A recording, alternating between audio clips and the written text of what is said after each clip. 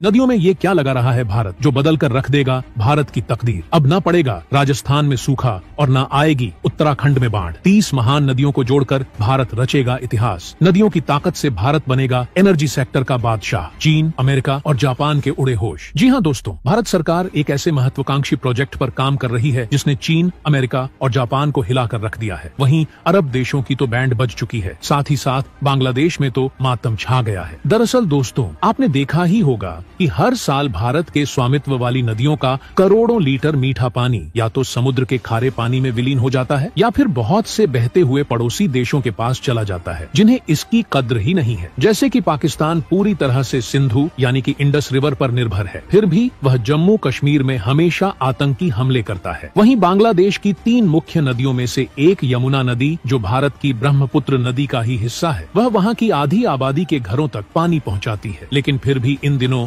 बांग्लादेश में भारतीयों और अल्पसंख्यकों पर अत्याचार किया जा रहा है, जबकि यहाँ दिल्ली में लोग पानी के लिए तरस रहे हैं और राजस्थान के कई इलाकों में तो सदियों से सूखे पड़े हुए हैं। ऐसे में अब भारत ने अपनी नदियों के पानी को खुद इस्तेमाल करने के बड़े मेगा प्रोजेक्ट पर काम शुरू कर दिया है। ये प्रोजेक्ट न सिर्फ बाढ़ग्रस्त इलाकों में बाढ़ के पानी को रोकेगा और सूखाग्रस्त इलाकों में पानी देगा, बल्कि बिना कोयले के हजारों मेगावाट बिजली भी उत्पन्न करेगा और देश को हर एक रेवोल्यूशनरी ट्रांसपोर्ट सिस्टम भी देगा। लेकिन भारत सरकार का यह मेगा प्रोजेक्ट आखिर है क्या, और क्यों यह प्रोजेक्ट हर भारतीय का जीवन बदल कर रख देगा? जानने से पहले अगर आपको भी हमारे देश भारत पर गर्व है तो वीडियो को लाइक जरूर कीजिए। दोस्तों, भारत अगर किसानों का देश है तो वो नदियों का भी देश है। भारत को कृषि प्रधान देश बनाने में नदियों के योगदान को भी कभी भूला नहीं जा सकता। नदियाँ हमारे लिए प्रकृति का सबसे खूबसूरत तोहफा है, जिससे दुनिया के अनेक देश वंचित हैं। आज भारत काफी तेजी से दुनिया की महाशक्ति बनने की दिशा में बढ़ रहा है और अगर हमने नदियों का बेहतरीन तरीके से उपयोग करना सीख लिया तो भारत के आगे बढ़ने की रफ्तार 10 गुना तेज हो जाएगी। इसलिए भारत सरकार ने नदियों से जुड़ा दुनिया का सबसे बड़ा मेगा प्रोजेक्ट लॉन्च किया है, जिसका नाम है IRL यानी कि इंटरलॉकिंग ऑफ रिवर प्रोजेक्ट। इस परियोजना में भारत की 37 नदियों को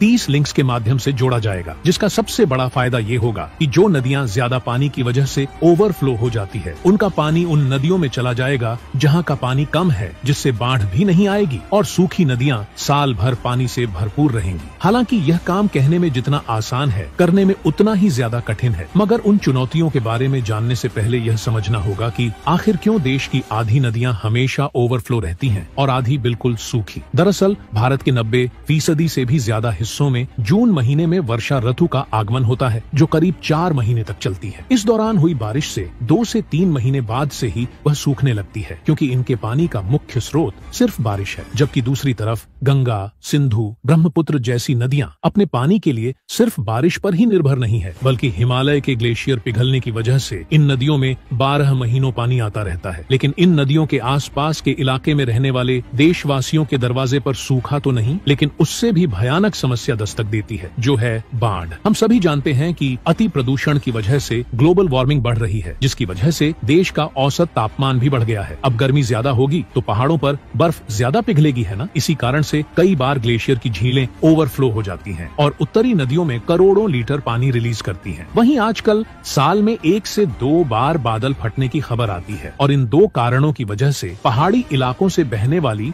नदियों में पानी का स्तर इतना बढ़ जाता है कि इनके रास्ते में आने वाले शहरों में बाढ़ आ जाती है, जो भयंकर त्रासदी लाती है। लेकिन क्या हो अगर इन नदियों के बहाव को यूनिफॉर्म कर दिया जाए? सिर्फ एक बटन से ही बाढ़ आने से पहले ही एक्स्ट्रा पानी को सूखी नदी में भेज दिया जाए, किसानों को पानी के लिए बारिश पर निर्भर न रहना पड़े और पूरे देश में हमेशा हरियाली बनी रहे। यह कल्पना जल्द ही सच्चाई में तब्दील होने वाली है और इसी सपने के साथ रिवर इंटरलॉकिंग प्रोजेक्ट की शुरुआत की गई है। नदी जोड़ो परियोजना का मुख्य उद्देश्य देश में जल संतुलन यानी वाटर बैलेंस को बनाए रखना है। हमारे यहाँ दुनिया की 18% आबादी रहती है, जबकि दुनिया के कुल मीठे पानी का सिर्फ 4% पानी ही भारत में मौजूद है। ऐसे में यह परियोजना देश के 142 करोड़ देशवासियों तक पानी पहुंचाने में काफी कारगर साबित होगा। इस प्रोजेक्ट के लिए मिनिस्ट्री ऑफ जल शक्ति ने नीरा यानी कि national interlocking of river authority की शुरुआत की है, जो इस प्रोजेक्ट के 3 चरणों में पूरा करने वाली है। पहला हिमालय में और दूसरा प्रायद्वीपीय भारत में। पहले चरण में हिमालय में गंगा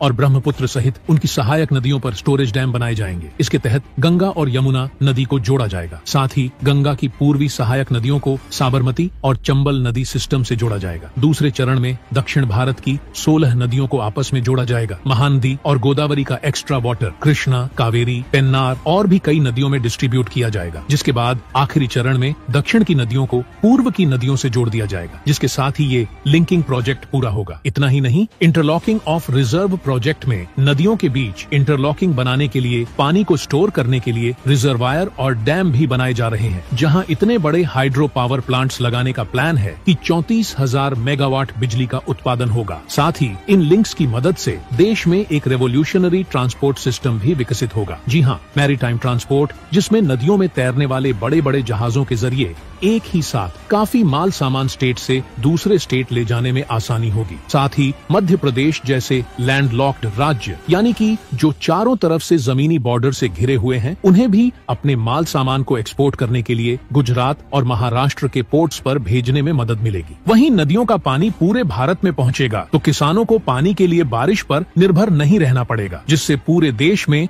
12 महीने हरियाली रहेगी। इसके अलावा पॉल्यूशन और ग्लोबल वार्मिंग भी कम होगी और राजस्थान के रेगिस्तानी इलाकों में पानी पहुंचकर रिजर्वायर में स्टोर होगा, जिससे वहां पानी की समस्या का अंत हो जाएगा। अगला सवाल यह है कि इस प्रोजेक्ट में कौन कौन सी नदियां एक दूसरे से जोड़ी जाएंगी? तो इसमें गंगा, यमुना, ब्रह्मपुत्र, महानदी, गोदावरी, कृष्णा, साबरमती और नर्मदा जैसी 37 रिवर को आपस में जोड़ा जाएगा। हालांकि हमारे भारत में 400 से भी अधिक नदियां हैं, लेकिन अगर इन बड़ी नदियों को जोड़ा गया तो पानी से जुड़ी हर समस्या का समाधान निकल जाएगा। दोस्तों, नदी जोड़ो परियोजना इतिहास दशकों पुराना है। सबसे पहले इसका आइडिया 19वीं शताब्दी में ब्रिटिश इंजीनियर आर्थर कॉटन ने दिया था, लेकिन अंग्रेजों ने भारत पर इतना पैसा खर्च करना सही नहीं समझा। फिर आजादी के बाद डैम डिजाइनर डॉ के.एल. राव ने नेशनल वाटर ग्रिड स्कीम पेश की, जिस पर मीटिंग्स तो कई हुई, लेकिन एक्चुअल स्टेप्स नहीं लिए गए। लेकिन 2014 में देश में बनी मोदी सरकार, जिन्होंने श्री अटल बिहारी वाजपेयी के इस सपने को पूरा करने की ठानी, तब से लेकर आज तक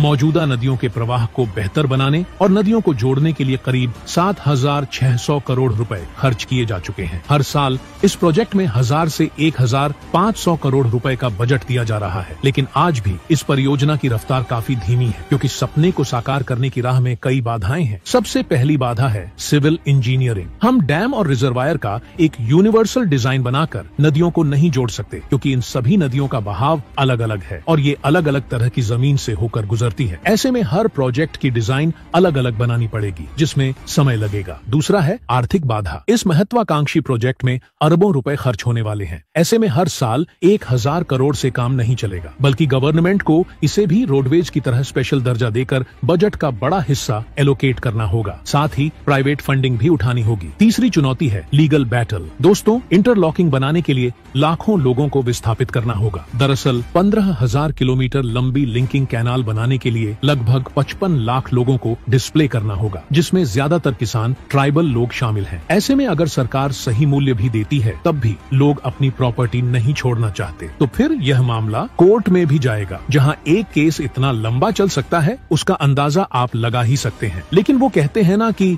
जहां चाह वहां राह है, और अगर भारत सरकार इस परियोजना को सफल बना लेती है, तो न सिर्फ करोड़ों देशवासियों को फायदा होगा, बल्कि वैश्विक स्तर पर भी देश का नाम रोशन होगा। तो आपको सरकार का यह महत्वाकांक्षी रिवर लिंकिंग प्रोजेक्ट कैसा लगा? कमेंट बॉक्स में जरूर बताइएगा। तो दोस्तों, जय हिंद।